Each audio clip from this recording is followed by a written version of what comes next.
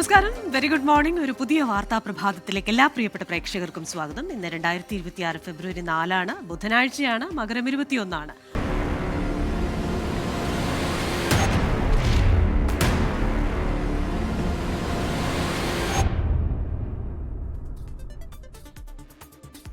News ബ്രേക്സിൽ വിശദമായ റിപ്പോർട്ടുകളിലേക്കാണ്. ഇനി മറ്റ് പ്രധാനപ്പെട്ട വാർത്തകളുടെ വിവരങ്ങളുമായി 24ന്റെ പ്രതിനിധികൾ വിവിധ മേഖലകളിൽ നിന്ന് പ്രേക്ഷകർക്കൊപ്പം ചേരുകയാണ്. കോഴിക്കോട് നിന്ന് സമീർ സി മുഹമ്മദ് ഉണ്ട്, കൊച്ചിയിൽ നിന്ന് ലിഡിയ ജേക്കബ് ഉണ്ട്, തിരുവനന്തപുരത്ത് നിന്ന് മേഘ്ന മുരളിയും, ഡൽഹിയിൽ നിന്ന് ബൽറാം നെടുങ്ങാടിയും പ്രേക്ഷകർക്കൊപ്പം ചേരും. ആദ്യം നമ്മൾ പോകുന്ന ലിഡിയ ജേക്കബ് ഉണ്ട്, കൊച്ചിയിൽ നിന്ന് മധ്യ കേരളത്തിലെ വാർത്തകളുടെ വിശദാംശങ്ങളുമായി. Lidiya, very good morning. Sabarimala സ്വർണ്ണക്കൊള്ളയിൽ മുരാരി ബാബുവിനെ വീണ്ടും ED ചോദ്യം ചെയ്യാൻ വിളിപ്പിച്ചേക്കും എന്നൊരു വാർത്ത വരുന്നുണ്ട്. കഴിഞ്ഞ ദിവസമൊക്കെ EDയുടെ ചോദ്യം ചെയ്യലിൽ ആയിരുന്നു മുരാരി ബാബു. അപ്പോൾ ഇനി എന്താണ് അടുത്ത നടപടി? ഒപ്പം തന്നെ ഈ നടി ആക്രമിക്കപ്പെട്ട കേസിൽ 2, 5, 6 പ്രതികളുടെ അപ്പീൽ ഹൈക്കോടതിക്ക് മുൻപാകെ എത്തുകയാണല്ലോ.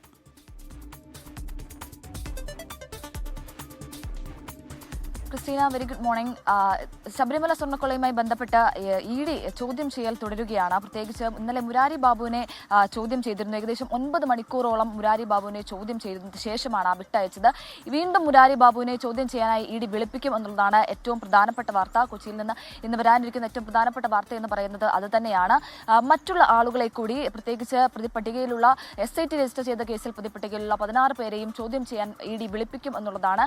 മുരാരി ബാബുവിനെ വീണ്ടും വിളിപ്പിച്ച് ചോദ്യം ചെയ്യും. അത് മൊഴി വിശദമായി പരിശോധിച്ച ശേഷമാകും വീണ്ടും വിളിപ്പിച്ച് ചോദ്യം ചെയ്യുക. മാത്രമല്ല, ഈ ED കേസ് രജിസ്റ്റർ ചെയ്ത ശേഷം റെയ്ഡുകളും കാര്യങ്ങളും ഒക്കെ നടത്തിയിരുന്നു. അതിൽ പല രേഖകളും കാര്യങ്ങളും ഒക്കെ പിടിച്ചെടുത്തിട്ട് കൂടിയുണ്ട്. അത് വിശദമായി പരിശോധിക്കുകയും ചെയ്യും. അതിന്റെ അടിസ്ഥാനത്തിലാണ് ചോദ്യം ചെയ്യാനായി വിവിധ പ്രതികളെ വിളിപ്പിക്കുന്നത്. ഈ ജാമ്യം ലഭിച്ച ശേഷമാണ് സ്വാഭാവിക ജാമ്യം ലഭിച്ച ശേഷമാണ് മുരാരി ബാബുവിനെ ചോദ്യം ചെയ്യാനായി വിളിപ്പിച്ചത്. അതുപോലെ തന്നെ ജാമ്യം ലഭിക്കുന്ന മുറയ്ക്ക് മറ്റു പ്രതികളെ കൂടി ചോദ്യം ചെയ്യാനായി വിളിപ്പിക്കും എന്നുള്ളതാണ് ഏറ്റവും പ്രധാനപ്പെട്ട കാര്യം. ഈ പ്രതിപട്ടികയിലുള്ള ആളുകൾക്ക് പുറമെ മറ്റ് ഈ സ്വർണ്ണക്കൊള്ളയുമായി ബന്ധപ്പെട്ട് വിവാദത്തിലായിരിക്കുന്ന മറ്റു ആളുകളെ കൂടി, പ്രത്യേകിച്ച് അടൂർ പ്രകാശ് ഉണ്ട്, ഒപ്പം കടകംപള്ളി സുരേന്ദ്രൻ അടക്കം മുൻ ദേവസ്വം പ്രസിഡന്റായിട്ടുള്ള PS പ്രശാന്ത് അടക്കമുള്ള ആളുകളെ ചോദ്യം ചെയ്യാനായി ED വിളിപ്പിക്കും എന്നുള്ളതാണ് ഏറ്റവും പ്രധാനപ്പെട്ട കാര്യം. എന്തായാലും മുരാരി ബാബുവിനെ വീണ്ടും ചോദ്യം ചെയ്യാനായി ED വിളിപ്പിക്കാനുള്ള സാധ്യതയാണ്. അതിനുശേഷമാകും മൊഴിയൊക്കെ വിശദമായി പരിശോധിച്ച ശേഷമാകും അറസ്റ്റ് അടക്കമുള്ള നടപടികളിലേക്ക് നീങ്ങാനുള്ള സാധ്യത. മറ്റൊരു പ്രധാനപ്പെട്ട വാർത്ത കൊച്ചിയിൽ നിന്ന് വരാനുള്ളത് അത് ഹൈക്കോടതിയും വാർത്തയാണ്. അതായത് ദിലീപ് നടി ആക്രമിച്ച കേസിൽ പൾസർ സുനിൽ അടക്കമുള്ള ആളുകൾ മുൻപ് ഹൈക്കോടതിയെ സമീപിച്ചിരുന്നു. ശിക്ഷ റദ്ദാക്കണമെന്നാവശ്യപ്പെട്ടാണ് ഹൈക്കോടതിയെ സമീപിച്ചത്. അതിൽ 2, 5, 6 പ്രതികളായിട്ടുള്ള, പ്രത്യേകിച്ചും 2ാം പ്രതിയായിട്ടുള്ള മാർട്ടിൻ ആന്റണി, ഒപ്പം 5ാം പ്രതിയായിട്ടുള്ള വടിവാൾ സലീം, 6ാം പ്രതിയായിട്ടുള്ള പ്രദീപ് അടക്കമുള്ള ആളുകൾ ഹൈക്കോടതിയെ സമീപിച്ചിട്ടുണ്ട്. പ്രത്യേകിച്ച് ശിക്ഷ റദ്ദാക്കണമെന്നാവശ്യപ്പെട്ട് നൽകിയ ഹർജിയിൽ ഒരു അപ്പീലിൽ ഒരു ഉത്തരവുണ്ടാകുന്നതുവരെ ജാമ്യം നൽകണമെന്നാണ് ആവശ്യം. അത് ഹൈക്കോടതിക്ക് മുൻപാകെ ഇന്ന് വരുന്നുണ്ട്. മാത്രമല്ല, ഇതിൽ ഈ തെളിവുകളുടെ അടക്കമുള്ള അഭാവമുണ്ട്. അതുകൊണ്ട് തന്നെ തങ്ങൾക്ക് ജാമ്യം നൽകണമെന്നടക്കമുള്ള കാര്യങ്ങളാണ് അവർ ഉന്നയിക്കുന്നത്. മറ്റൊരു പ്രധാനപ്പെട്ട കാര്യം, തൃശ്ശൂരിൽ ഇന്നലെ നമ്മൾ കണ്ട ഏറ്റവും ദാരുണമായിട്ടുള്ള ഒരു സംഭവമായിരുന്നു, ഏറ്റവും സങ്കടകരമായിട്ടുള്ള ഒരു സംഭവമായിരുന്നു. തൃശ്ശൂരിൽ പീച്ചിയിൽ യുവാവ് കാട്ടാൻ ആക്രമണത്തിൽ കൊല്ലപ്പെട്ടത്. അതിൽ വലിയ ജനകീയ പ്രക്ഷോഭങ്ങളും പ്രതിഷേധങ്ങളും ഉണ്ടാകാനുള്ള ഒരു സാധ്യതയുണ്ട് എന്നുള്ളതാണ്. ഇന്നലെ തന്നെ വലിയ പ്രതിഷേധങ്ങൾ, പ്രത്യേകിച്ച് ഈ മൃതദേഹം പുറത്തെടുക്കുന്നതുമായി ബന്ധപ്പെട്ട്, വനത്തിൽ നിന്ന് പുറത്തെടുക്കുന്നതുമായി ബന്ധപ്പെട്ട് വലിയ പ്രതിഷേധങ്ങളും കാര്യങ്ങളും ഒക്കെ ഉണ്ടായിരുന്നു. അത് ഇന്നും തുടരും എന്നുള്ളതാണ്. വനം വകുപ്പിന്റെ വലിയ അലംഭാവമാണ്, വീഴ്ചയാണ് ഇത്തരത്തിലുള്ളൊരു ദുരിതത്തിലേക്ക് നയിച്ചത് എന്നുള്ളതാണ് നാട്ടുകാർ ആരോപിക്കുന്നത്. പ്രത്യേകിച്ച് ഫെൻസിംഗ് അടക്കമുള്ള കാര്യങ്ങളിൽ നാട്ടുകാർ മുൻപ് തന്നെ ആവശ്യങ്ങൾ ഉന്നയിച്ചിരുന്നു. അത് താൽക്കാലിക പരിഹാരത്തിനപ്പുറം മറ്റ് പരിഹാരങ്ങളൊന്നും തന്നെ ഉണ്ടായിട്ടില്ല എന്നുള്ളതാണ് നാട്ടുകാരുടെ വലിയ ആക്ഷേപം. നഷ്ടപരിഹാര തുക അടക്കം പ്രഖ്യാപിക്കുന്നത് ഇല്ലാതെ ഈ മൃതദേഹം സംസ്കരിക്കില്ല എന്നടക്കമുള്ള കാര്യങ്ങളാണ് നാട്ടുകാർ ഉന്നയിക്കുന്നത്. അത് വലിയ പ്രതിഷേധത്തിലേക്ക് പോകാനുള്ള ഒരു സാധ്യത കൂടിയാണ്. ഇതാണ് മധ്യ കേരളത്തിൽ നിന്നുള്ള ഏറ്റവും പ്രധാനപ്പെട്ട വാർത്തകൾ എന്ന്. ശരി, താങ്ക് യു ലിഡിയ. അപ്പോൾ മധ്യകേരളത്തിൽ നിന്ന് നമുക്ക് പ്രതീക്ഷിക്കാവുന്ന വാർത്തകളുടെ വിവരങ്ങളുമായാണ് ലിഡിയ ജേക്കബ് ചേർന്ന്. നമുക്ക് ഒന്നുകൂടെ തിരുവനന്തപുരത്തേക്ക് പോകണം. അവിടെ മേഘനയുണ്ട്. മേഘന, ഗുഡ് മോർണിംഗ് അഗെയിൻ. എന്തായാലും ഞാൻ ചോദ്യം ആവർത്തിക്കുന്നില്ല, തെക്കൻ കേരളത്തിൽ നിന്ന് പ്രതീക്ഷിക്കുന്ന വാർത്തകൾ.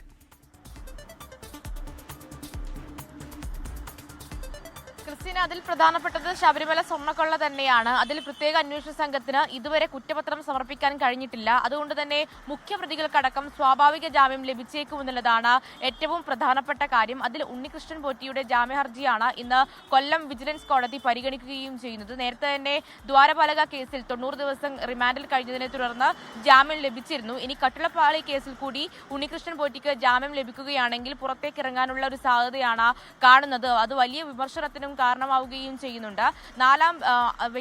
നാലാമതായാണ് ഇപ്പോൾ ഉണ്ണികൃഷ്ണൻ പോറ്റി ഈ ഒരു ജാമ്യം ലഭിച്ച് പുറത്തേക്ക് ഇറങ്ങാനും പോകുന്നത്. അത് തന്നെയാണ് ശബരിമല സ്വർണ്ണക്കൊള്ള തന്നെയാണ് ഏറ്റവും പ്രധാനപ്പെട്ട വാർത്ത എന്ന് പറയുന്നത്. മറ്റൊരു കാര്യം എന്ന് പറയുന്നത് നിയമസഭ തുടരുന്നു. ബജറ്റിന്മേലുള്ള പൊതുചർച്ച ഇന്നും ഉണ്ടാകും. ഇന്നാണ് ബജറ്റിന്മേലുള്ള പൊതുചർച്ചയുടെ സമാപനം. കൂടാതെ ഇന്നലെയൊക്കെ കണ്ടതുപോലെ തന്നെ അതിസാധാരണമായിട്ടുള്ള സംഭവങ്ങൾ ഇന്നും സഭയിൽ തുടരും. അത് പ്രതിപക്ഷ പ്രതിഷേധം തന്നെയാണ്. ഇന്നലെ സ്പീക്കറുടെ ഡയസിലേക്ക് കയറുന്ന പ്രതിപക്ഷ അംഗങ്ങളെ കണ്ടതാണ്. അതിന്റെ തുടർച്ച ഇന്നും ഉണ്ടാകും. ശബരിമല സ്വർണ്ണക്കൊള്ളയിൽ വലിയ പ്രതിഷേധം സംഘടിപ്പിക്കാനാണ് പ്രതിപക്ഷത്തിന്റെ തീരുമാനമായി വരികയും ചെയ്യുന്നത്.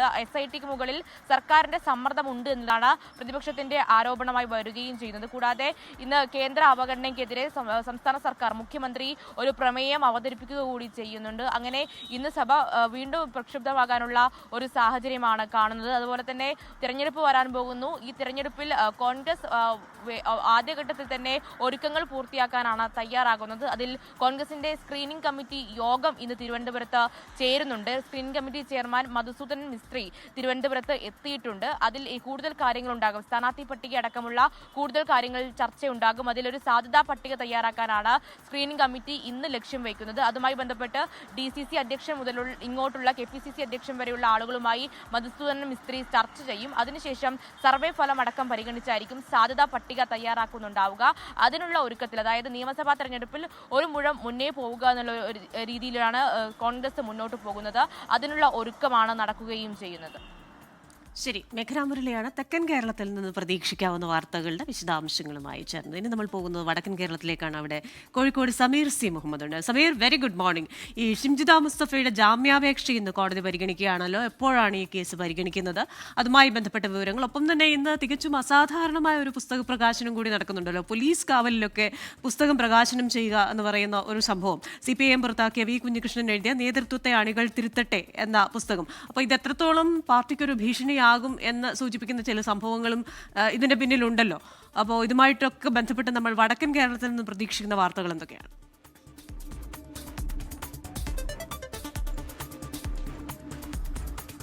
വെരി ഗുഡ് മോർണിംഗ് ക്രിസ്റ്റീന സൂചിപ്പിച്ചതുപോലെ മലബാറിൽ നിന്ന് ഏറ്റവും പ്രധാനപ്പെട്ട 2 വാർത്തകൾ തന്നെയാണ് ഇന്ന് നമ്മൾ പ്രതീക്ഷിക്കുന്നത്. അതിലേറ്റവും പ്രധാനപ്പെട്ട ഒരു വാർത്ത, ബസ്സിൽ വെച്ചുകൊണ്ട് ലൈംഗികാതിക്രമം ഉണ്ടായി എന്നാരോപിച്ചുകൊണ്ട് വടകര സ്വദേശിയായിട്ടുള്ള ഷിംജിത മുസ്തഫ ദൃശ്യങ്ങൾ പങ്കുവച്ചിരുന്നു. നവമാധ്യമങ്ങളിൽ ദൃശ്യങ്ങൾ പ്രചരിച്ചതോടെയാണ് കോഴിക്കോട് ഗോവിന്ദപുരം സ്വദേശിയായിട്ടുള്ള ദീപക് ആത്മഹത്യ ചെയ്തത്. അതുമായി ബന്ധപ്പെട്ട് പ്രതിയായിട്ടുള്ള ഷിംജിത മുസ്തഫ ഇപ്പോൾ റിമാൻഡിൽ കഴിയുകയാണ്. ഈ പ്രതി നേരത്തെ ജാമ്യാപേക്ഷയുമായി കുന്നമംഗലം കോടതിയെ സമീപിച്ചിരുന്നു. എന്നാൽ ആ ജാമ്യാപേക്ഷ കോടതി തള്ളുകയാണ് ചെയ്തത്. അതിനുശേഷമാണ് ഇപ്പോൾ ജില്ലാ പ്രിൻസിപ്പൽ സെഷൻസ് കോടതിയിലേക്ക് ജാമ്യാപേക്ഷ സമർപ്പിച്ചിരിക്കുന്നത്. അത് 11:30 കൂടിയായിരിക്കും ഈ ജാമ്യാപേക്ഷ കോടതി പരിഗണിക്കുക. ഇതോടൊപ്പം തന്നെ പ്രതിയെ കസ്റ്റഡിയിൽ ആവശ്യപ്പെട്ടുകൊണ്ട് കോഴിക്കോട് മെഡിക്കൽ കോളേജ് പോലീസും കോടതിയെ സമീപിച്ചിട്ടുണ്ട്. അത് കുന്നമംഗലം മജിസ്ട്രേറ്റ് കോടതിയിലാണ് സമീപിച്ചിരിക്കുന്നത്. അത് നാളെയായിരിക്കും പരിഗണിക്കുക.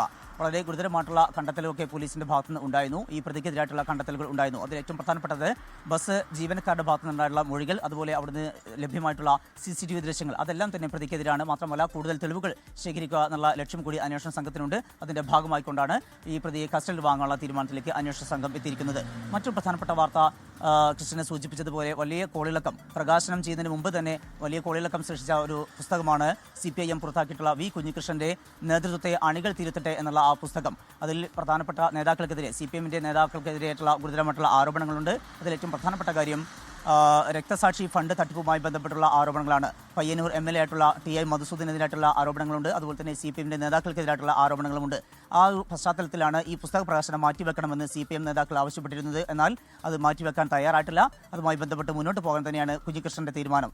ഇന്ന് വൈകിട്ട് 4 മണിക്ക് പയ്യന്നൂരിൽ വെച്ചുകൊണ്ടാണ് ഈ പുസ്തകം പ്രകാശനം ചെയ്യുന്നത്. അത് പ്രമുഖ രാഷ്ട്രീയ നിരീക്ഷകൻ ജോസഫ് C. മാത്യു ആണ് ഈ പുസ്തകം പ്രകാശനം ചെയ്യുന്നത്. വലിയ പോലീസ് സുരക്ഷ അവിടെ ഒരുക്കിയിട്ടുണ്ട്. അതിന്റെ ഭാഗമായിക്കൊണ്ട് പ്രധാനമായും CPM-ന്റെ ഭാഗത്തു നിന്ന് വലിയ എതിർപ്പുണ്ടാകുന്നു.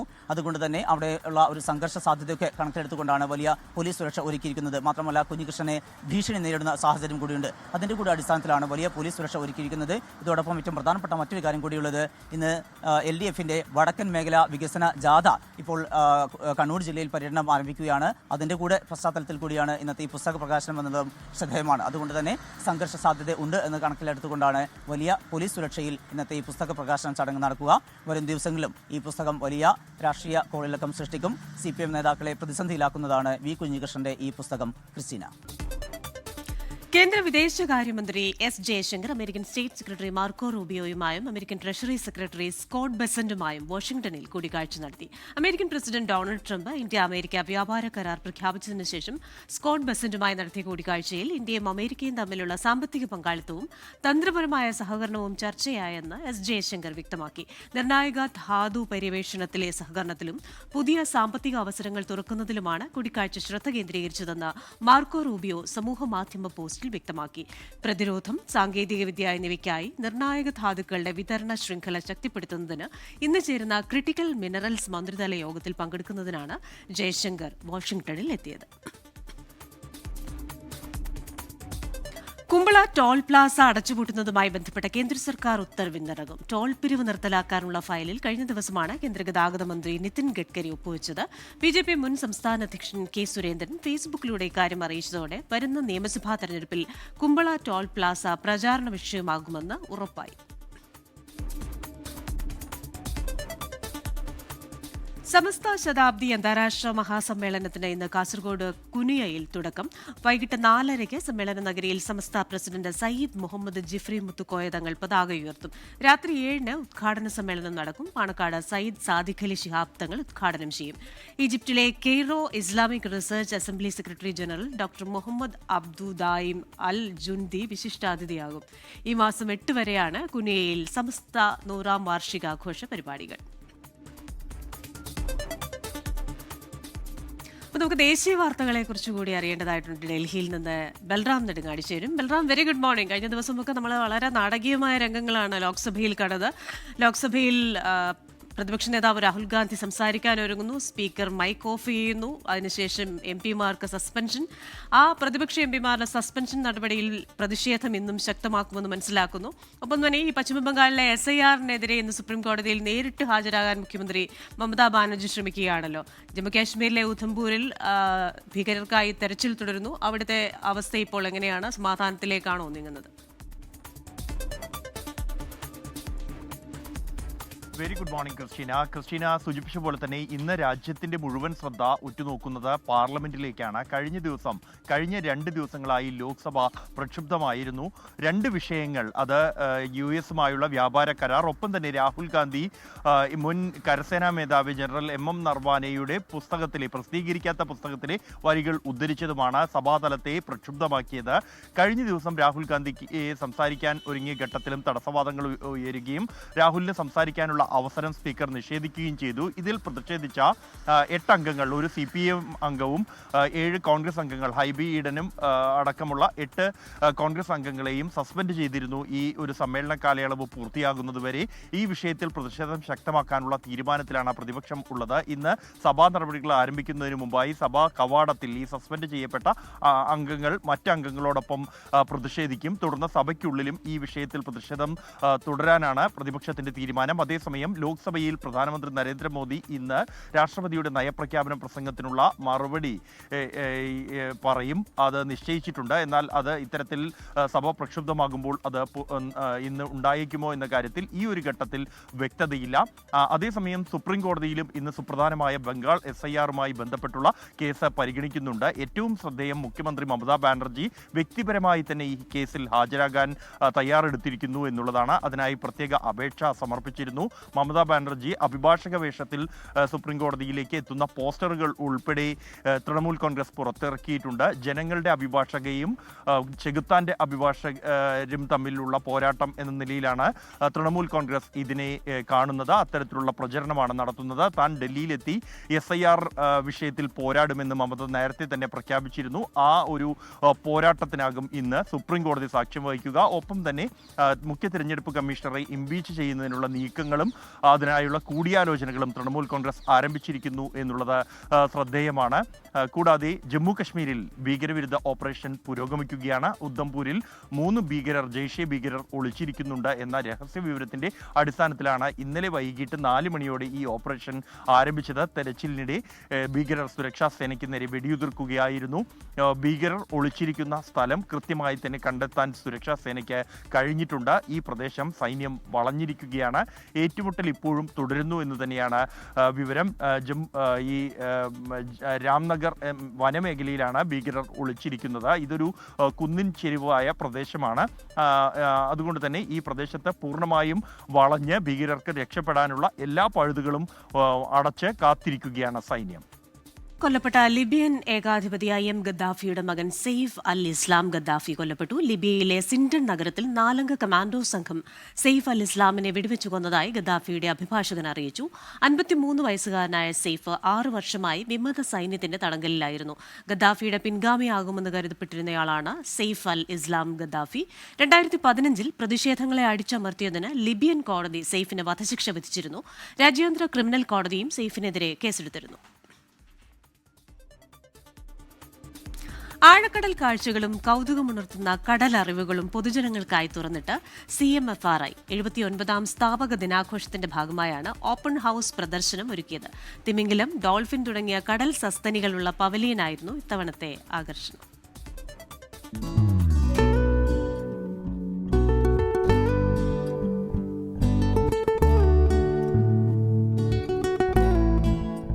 ഏറ്റവും വലിയ മത്സ്യമായ തിമിംഗലസ്രാവ്, കടൽ മുയൽ, പറക്കും കൂന്തൽ, കടൽ വെള്ളരി, പലതരം കടൽ സസ്യങ്ങൾ, സമുദ്ര ജൈവ വൈവിധ്യങ്ങളുടെ ശേഖരമടങ്ങുന്ന CMFRIയിലെ ബയോഡൈവേഴ്സിറ്റി മ്യൂസിയം ഉൾപ്പെടെ പൊതുജനങ്ങൾക്ക് തുറന്നു നൽകിക്കൊണ്ടാണ് ഓപ്പൺ ഹൌസ് പ്രദർശനം. ഏറെ ആകർഷണമുള്ള മത്സ്യങ്ങളും പ്രത്യേക പവലിയനും കുട്ടികൾക്കുൾപ്പെടെ ഏറെ കൗതുകമുണർത്തുന്ന കാഴ്ചയായിരുന്നു. നല്ലായിരുന്നു, എനിക്ക് ഇഷ്ടപ്പെട്ടു. നന്നായിട്ട് ഡിസ്പ്ലേ ഒക്കെ ചെയ്ത് വെച്ചിട്ടുണ്ട്. അടിപൊളിയാണ്, നല്ല രസമുണ്ട് കാണാനൊക്കെ. കുറെ സാധനങ്ങളൊക്കെ കാണാനുണ്ട്, പുതിയതായിട്ടൊരു രീതിയിലൊക്കെ ഇഷ്ടപ്പെട്ടു. മറൈൻ മാമൽ പ്രൊജക്ടിന്റെ ഭാഗമായിട്ടായിരുന്നു ഓപ്പൺ ഹൌസ് പ്രദർശനം. പൊതുജനങ്ങൾക്ക് അവലോകനം നൽകുക എന്നതാണ് പരിപാടിയുടെ ലക്ഷ്യം.